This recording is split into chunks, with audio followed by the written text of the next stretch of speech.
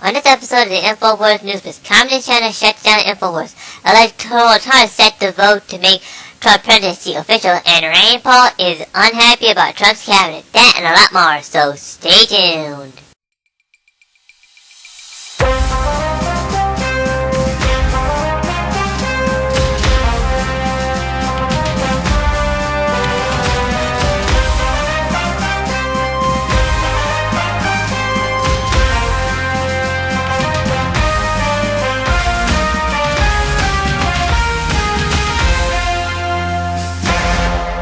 For the final week of December the 26th, 2016. It is the first article here, and it is an article written by Jones himself. The title is called Communist China... Sorry about that, folks. Communist China moves to shut down Infowars.com. Fake news censorship originated in China. And here's a YouTube video about that. It says, basically, Communist Chinese are buying up U.S. media and entertainment to companies as a way to shut down anti-authoritarian free speech. But that's not the main reason why that's actually happening here. They're having a lot of stuff that's happening to them. So we'll let Mr. Jones here explain that for you here. I'm signing off. China is running the model and has met with Zuckerberg to censor the internet. So there's PC World not saying, oh my God, it's horrible, the Communist Chinese are going to help us censor the web in Europe and the U.S. They say, oh no, we want to know how to deal with fake news. China did it. They did it first. See, that's how they sell it. They were even 2 weeks ago in the Wall Street Journal and other papers going, you better shut down your alternative media, your fake news. We're going to pull our $3 trillion in U.S. bonds, U.S. treasuries. Then last Friday, they grabbed one of our underwater drone unmanned submarines. Major escalations. Now, we normally get attacked about 3 times a month by DDoS attacks and other attacks, slow Lawrence attacks, you name it. We've spent a lot of money on, obviously, IT and cybersecurity. We have some of the biggest companies in the world running it. We use the same companies that Google and Walmart use. I mean, tons of money. They said over the last 48 hours they've never seen anything like it. It's synthetic traffic. It's state-sponsored, and they believe it's Communist Chinese. That's what other experts have been telling us. Obviously, they go out and take over computers and then attack us. I'm not the IT guy. But this is synthetic attacks where we can turn on hundreds of cloud servers, and they'll just apply that much more pressure to it to shut down Infowars, to slow Infowars, and to successfully shut down our main shopping cart, InfoWarsStore.com. It's been about 90% shut down for 48 hours. And they know when to attack. They know in the last week before Christmas that that's much of the profit we use to fund the next year and to expand. In fact, we don't normally become profitable until December. And it's been the same this year. So this is what they're doing right now. And the attacks are pointed towards Communist China. Alright, folks. And to top it all off, here Alex Jones talks about it even more on his show on Sunday.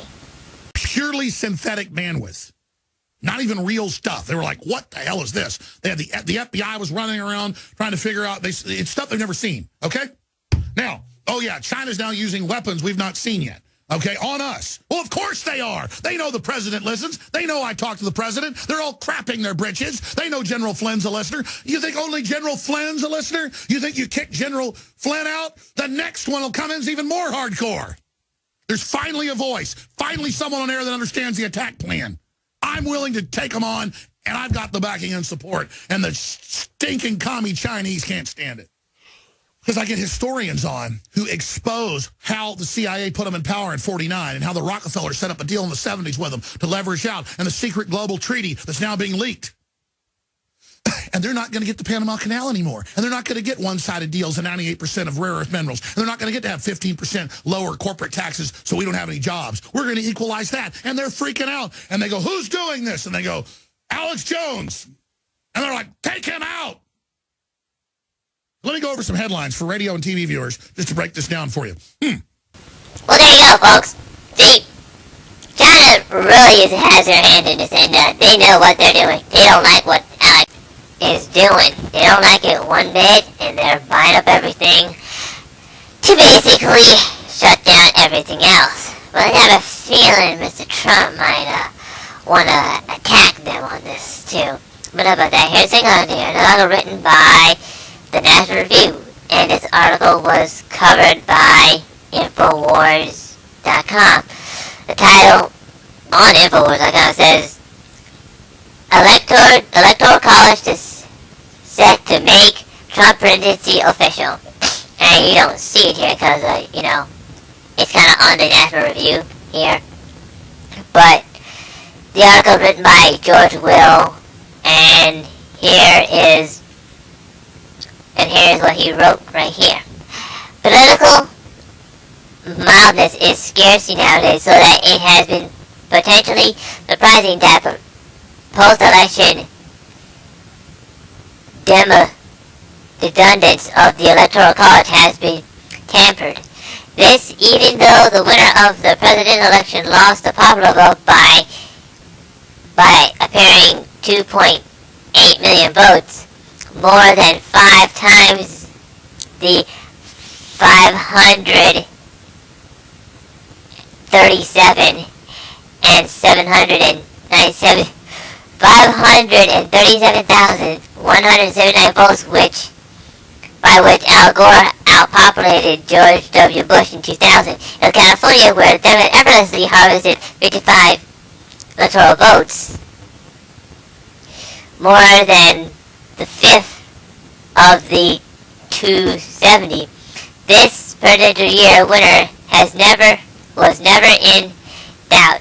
There was a brutal national election to excite voters, and thanks to the reform whereby the top 2 finishers in a multi-party primary face off in the general election, the contest of the United States Senate seat was between 2 Democrats representing faintly variant flavors of liberalism. Right. The factors depressed turnout in the state with 1/8 of the nation's population. If there had been more excitement, increased turnout in the heavily Democratic state might have pushed Hillary Clinton nationwide popular over 3 million, and this is still would not matter. And they're right. He's kind of right, though. I mean, I read a little bit of that because I'm going to read the whole thing. But they already set to vote for Trump, and I think something else to happen, today, tomorrow, I don't know. But I am happy to report that with much of the so-called Democrats and liberals crying their heart out, they basically put down Trump over the edge. However, Clinton lost 7 electoral votes, so yeah, that was expected. We knew. We know you liberals, you want to drag us all to hell. Well, guess what? Do it on your own time, not while we're in charge, folks. Anyway, this last one right here, and there's an article written by Steve Watson. The title is called Rand Paul is unhappy about Trump's Bilderberg cabinet. According to him, he says, underneath it says, I haven't seen this many billionaires since I staked out Bilderbergs with Alex Jones. Oh, brother, dude. Come on. Senator Rand Paul was not happy with some of the cabinet picks by President-elect Donald Trump. So much so that he took to Twitter today to deliver an airing of grievances. Paul tweeted that he was celebrating Festus, a reference to an episode on the sitcom Seinfeld, during which a non-commercial Christmas is celebrated by the characters in December 23rd. The airing of grievance in the episode is apparent for the characters to lash out against each other and everyone around them that has annoyed or frustrated them for the past year. Paul began his tweets poking fun at fake news, stating that Festus is real and adding that The Onion is more accurate than Brian Williams reports. But then turned to Trump's picks, referring Infowars' own Alex Jones, making out to a point. Paul followed up on his Bilderberg jive by referring billionaire PayPal owner Pete Demar as an actual bigger member who was involved with the Trump's transition team. And so on and so forth, and trying to go to repair it and all this other stuff, and blah blah blah, yada yada yada. I mean, he's probably just a little, seen that he lost. I mean, that's what happens when you, have some, go with a bunch of idiots that basically ran your campaign to the ground and killed it. So he's pretty much pissed off, but somewhere in his mind, I bet he's a little bit happy about it that he picked these guys, because most of these guys are really are kind of good. They're not billionaires that are out to get the country or trying to destroy the country, but I have a feeling they will do the job. That Trump will tell them to do. If not, we're going to burn his name at the stake, and he knows that. So for Rambo to say all that stuff, it's kinda, so.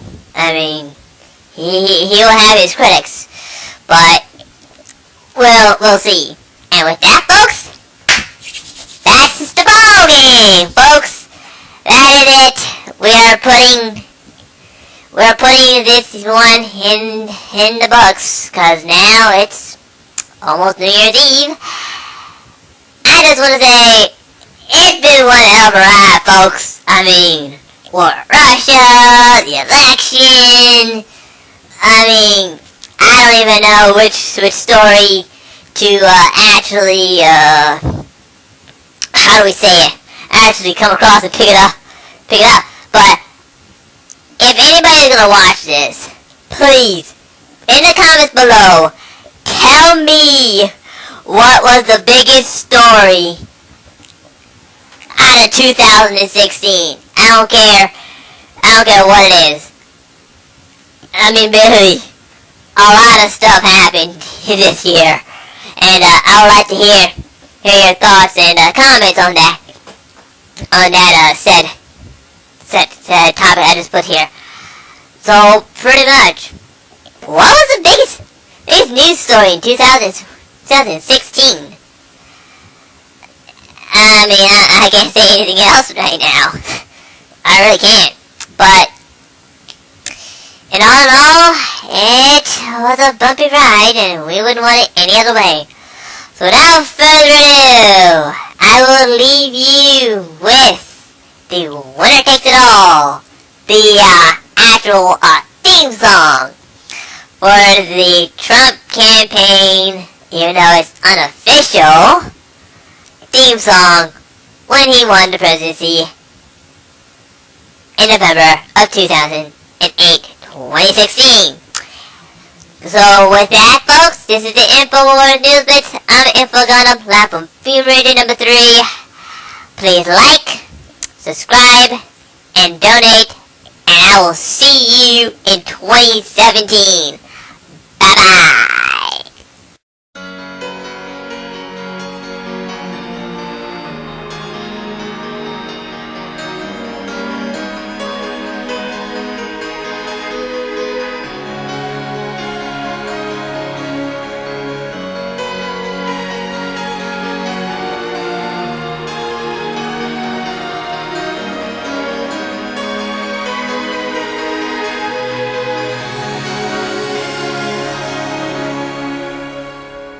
I don't wanna talk about things we've gone through, though it's hurting me. Now it's history. I've played all my cards, and that's what you've done too. Nothing more to say, no more race to play. The winner takes it all, the loser standing small beside the victory. That's her destiny. I was in your arms, thinking I'd belong there. I figured it made sense.